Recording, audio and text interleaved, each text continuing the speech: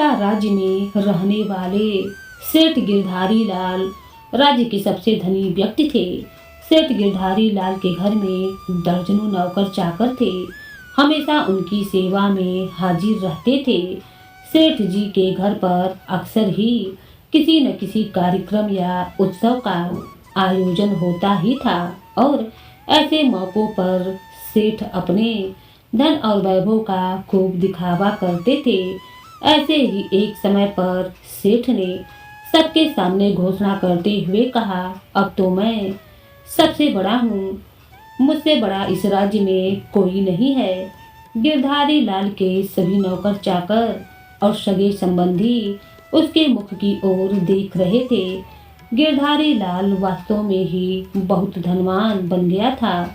उसके बराबर का धनवान पूरे राज्य में कोई नहीं था। उसकी हवेली भी राजा के महल से कम न थी।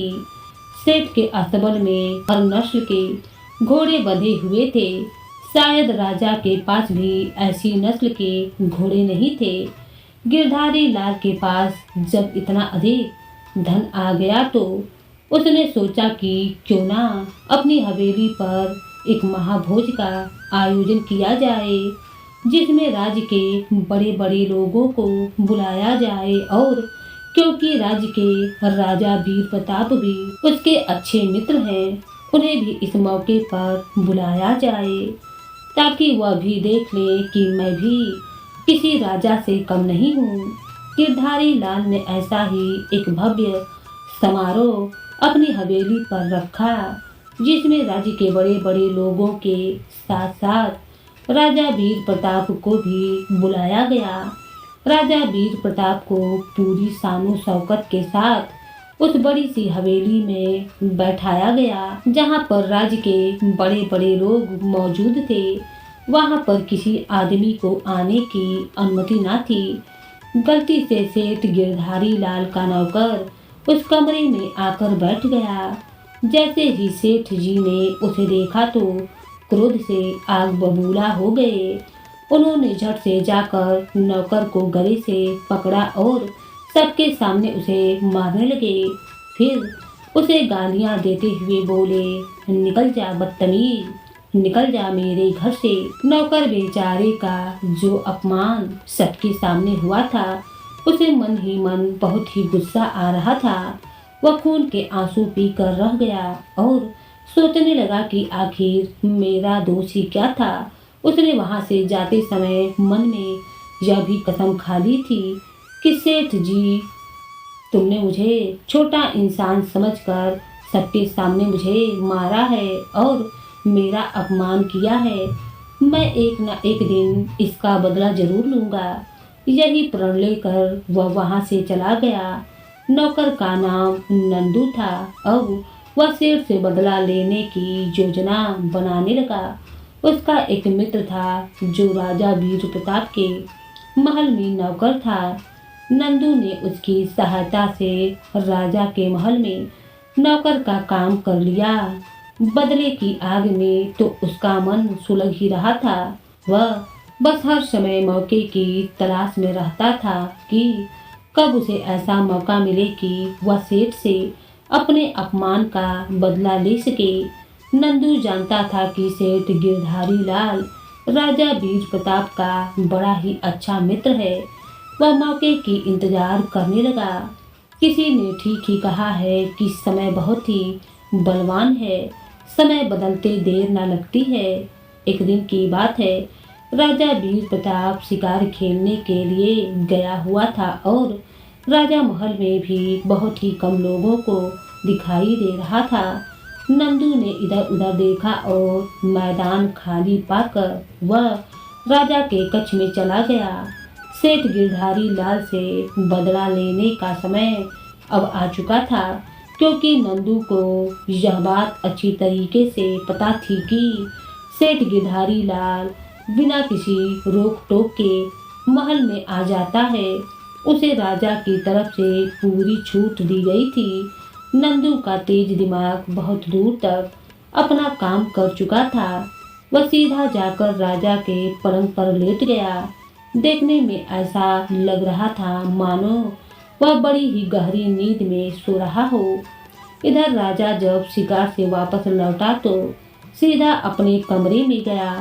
राजा जैसे ही कमरे के अंदर आया तो नंदू नींद में बड़बड़ाने लगा और बोलने लगा, अरे कोई ज्यादा धन कमा लेने से राजा तो नहीं बन जाता।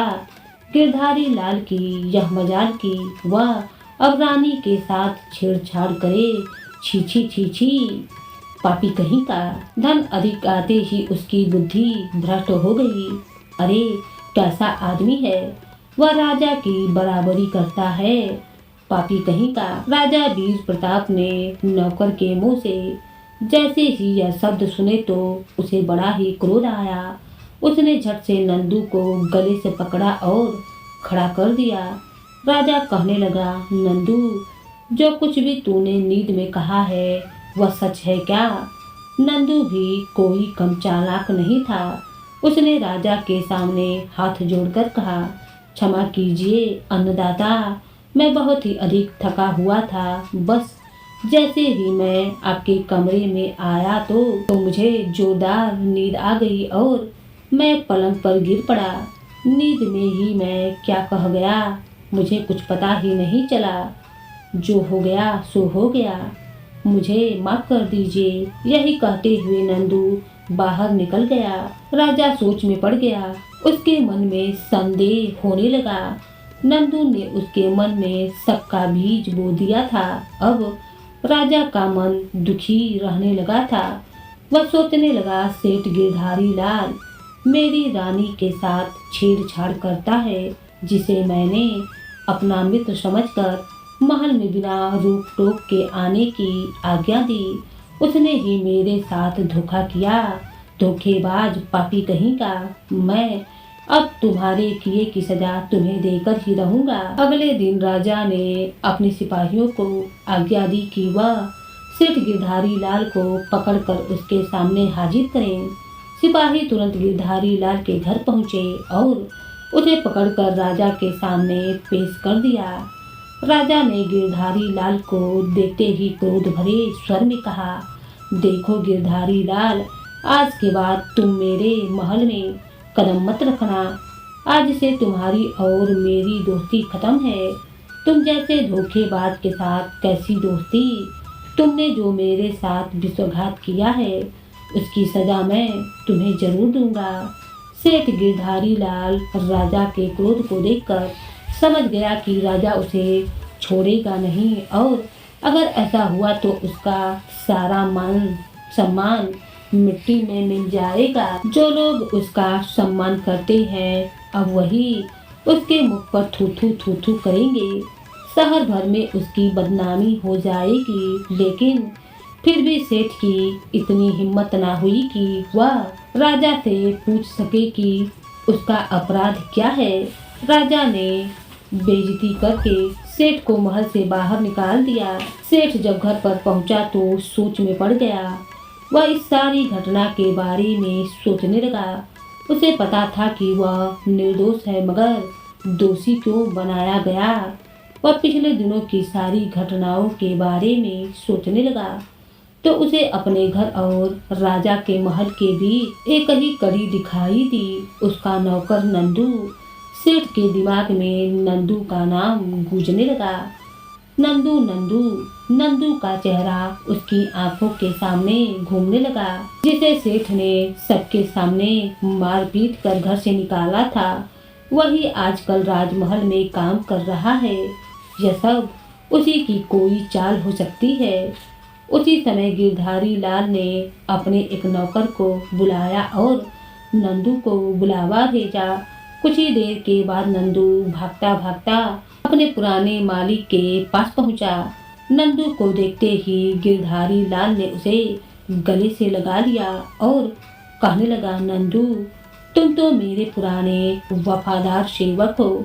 जरा सी बात पर तुम नाराज होकर घर से चले गए थे। भला यह भी कोई बात हुई? और मैंने तो तुम्हारे लिए दिवाली का इनाम भी रखा था। यही कहकर सेठ ने अपने एक नौकर को इशारा किया तो नौकर ने झट से कुछ सामान नंदू के हाथों में थमा दिया। सेठ कहने लगा, यह रखो, यह तुम्हारा नया धोती कुर्ता, मिठाई और चांदी का सिक्का है। तुम हमें भूल गए तो क्या हुआ, भला हम अपने सेवक को कैसे भूल सकते हैं। इनाम में यह सब कुछ देखकर नंदू की तो आंखें चौंधिया गईं। उसे मन ही मन एहसास होने लगा कि मेरा मालिक इतना भी बुरा नहीं है जितना मैंने उसे सोच लिया था। आखिर इसे अपनी गलती पर पछतावा हो ही गया है, इसीलिए मुझे इतना सम्मान दे रहा है। मैंने यूं ही राजा के सामने इसकी बुराई कर डाली और इस भले सेठ को दोषी बना दिया। नंदू को अपने किए पर पछतावा होने लगा। वह इनाम लेकर और सेठ का धन्यवाद करके वापस लौट आया। दूसरे दिन नंदू ने अपने तेज दिमाग से फिर से एक योजना बनाई, अपने किए का पश्चाताप करने का। इससे अच्छा रास्ता और कोई नहीं था। नंदू दूसरे दिन फिर से राजा के पलंग पर लेट गया और सोने का नाटक करने लगा। राजा जैसे ही शिकार से वापस आया, उसने वैसा ही नाटक किया जैसा कि वह पहले कर चुका था। वह नींद में बड़बड़ाने लगा, देखो देखो प्रभु, इस राजा का पागलपन देखो, जो जंगल में जाकर मिर्गी का शिकार करके लाता है और खुद को वीर समझता है। छीछी छीछी, कैसा राजा है। राजा ने जैसे ही नंदू के मुख से यह बात सुनी तो उसने क्रोध में आकर नंदू का गला पकड़ा और उसे उठाकर खड़ा कर दिया। क्रोध से कांपते हुए राजा ने कहा, ओ नमक हराम, यह तू क्या बकवास करता है। नंदू ने कुछ डरते हुए कहा, क्षमा कीजिए महाराज, दरअसल मुझे नींद में कुछ भी उल्टा सीधा बोलने की आदत है। हो सकता है कि मैं आपके सामने भी ऐसी ही कोई भूल कर बैठा हूँ, इसीलिए मैं आपसे माफ़ी मांगता हूँ। राजा समझ गया कि नंदू ने नींद में यह सब कुछ झूठी बकवास की थी। उस दिन उसकी रानी और सेठ गिरधारी लाल वाली बात भी इस मूर्ख ने नींद में ही कही थी। राजा को सेठ गिरधारी लाल के साथ किए हुए व्यवहार पर पछतावा होने लगा। उसने तुरंत सेठ को महल में बुलवाया और नंदू की सारी कहानी कह सुनाई और अपनी इस भूल की क्षमा भी मांगी। सेठ गिरधारी लाल दिल ही दिल में अपनी इस चाल की सफलता पर बड़ा ही खुश हो रहा था। उसने मन ही मन में ईश्वर का धन्यवाद करते हुए कहा, इस संसार में कोई छोटा बड़ा नहीं है, किसी को छोटा समझकर उसे घृणा नहीं करनी चाहिए। और अब सेठ और राजा के बीच में कोई भी मनमुटाव नहीं था और उसके मन में नंदू के लिए भी सम्मान की भावना थी। तो दोस्तों, आपको यह कहानी कैसी लगी, कमेंट करके जरूर बताइएगा।